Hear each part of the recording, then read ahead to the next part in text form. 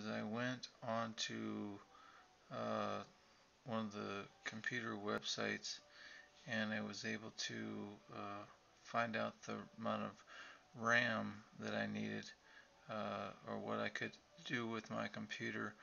What it has is this program that it actually downloads and looks into your computer and finds out what kind of RAM you need. And I looked at the amount of RAM that I needed, but I just wanted to give it a try. I've never I've never installed RAM before into the computer, and I wanted to see if it was gonna how much of a difference it was gonna make.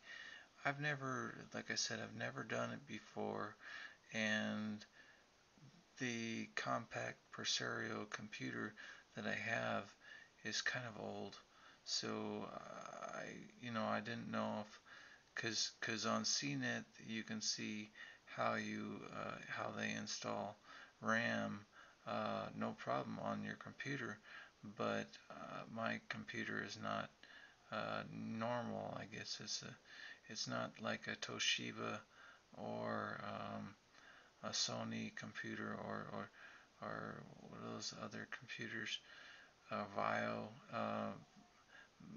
but it's more yeah, it's a compact computer. So what I wanted to do was I wanted to get a little bit more RAM, just a little bit, just to see how it was going to make any difference.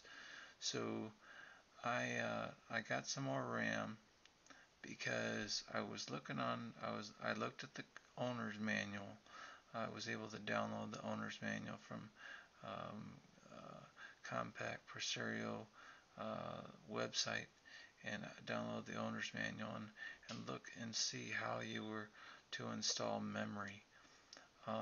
And so I did. I learned how I need to do that.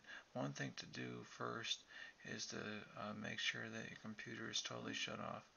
Um, I don't know about you, but I don't really have a printer hooked up to the computer, so I didn't have a hard copy of the instructions on how to remove the covering for the RAM, how to take the RAM out of there. So I wanted to make sure that I had a pretty good knowledge, a pretty good memory of how to take care of RAM, how to remove the RAM, and how to install more RAM and things. I had two slots on the back of my computer for RAM, and uh, one was already being occupied, but the next one um, was vacant.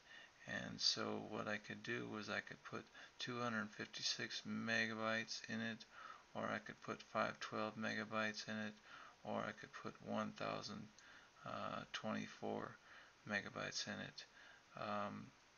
I wasn't really sure on how I was going to do it.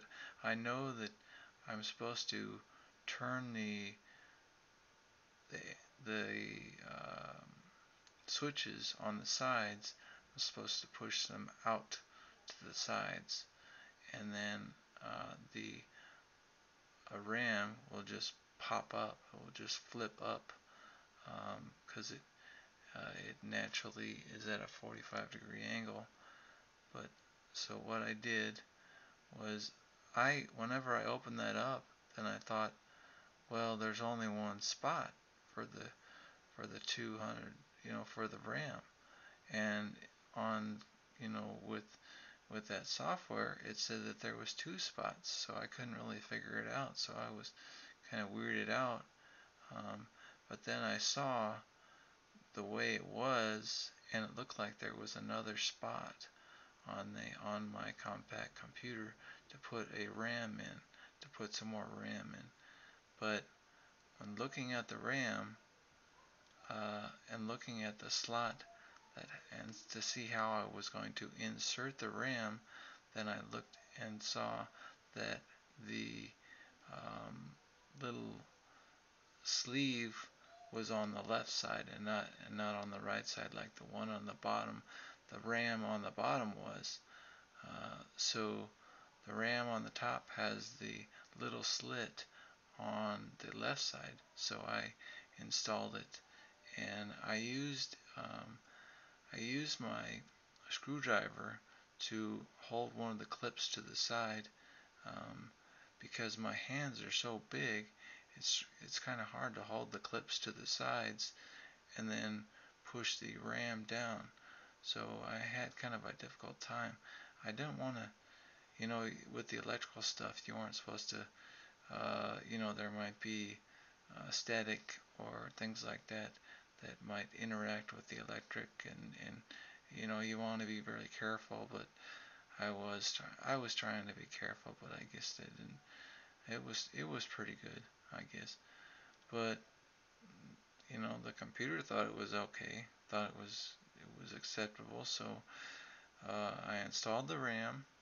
So now uh, I had like 200 something RAM before, and now I have 384 RAM, 384 megabits of RAM, um, which is kind of confusing to me because I got a 256 RAM uh, piece, and then there was a 256 RAM piece already in